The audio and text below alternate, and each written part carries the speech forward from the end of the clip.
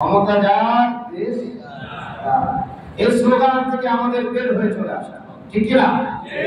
বাংলাদেশের ইতিহাস স্বাধীনতা থেকে শুরু করে যত ইতিহাস আসে, সরকার পরিবর্তন হয়, বাঙালিদের ইতিহাসও পরিবর্তন হয়, ঠিক কিনা? এই পরিবর্তনে আমরা বিশ্বাসী না, আমরা চাই এদেশ স্বাধীনতার সঠিক ইতিহাস আমরা জানতে চাই, ঠিক কিনা বলে? কারণ আমি আপনাদেরকে আগেও বলেছি, এদেশ অনেকগুলো ধাপ পেরোয়ে পেরোয়ে স্বাধীন হয়েছে।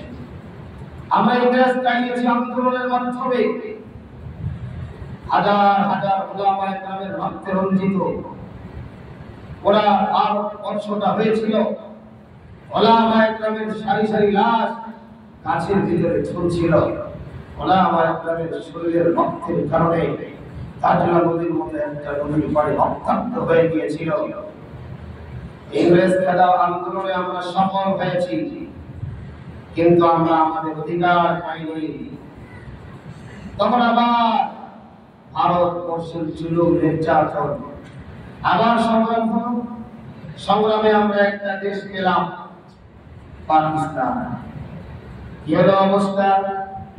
পাকিস্তানে আমাদের উপরে জুলুম নির্যাতন, বৈষম্য, আবার ওলামায়ে কেরাম সহ, তৌহিদি সমাজ সহ, ছাত্র জনতা সহ, ধর্ম বর্ণ নির্বিশেষে সমস্ত মানুষগুলা ঐক্যবদ্ধ হয়ে আবার 1971 আবার মুক্তির আন্দোলনে শরীক হয়ে আমরা আবার একটা দেশ পেলাম, বাংলাদেশ।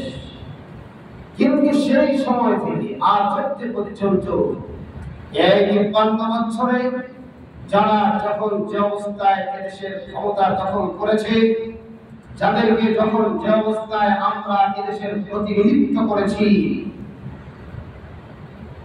তখন তারা এদেশটাকে নিজের মনে করে নিজেদের কারণে নিজেদের পিছনে ব্যয় করেছে, ঠিক কিনা?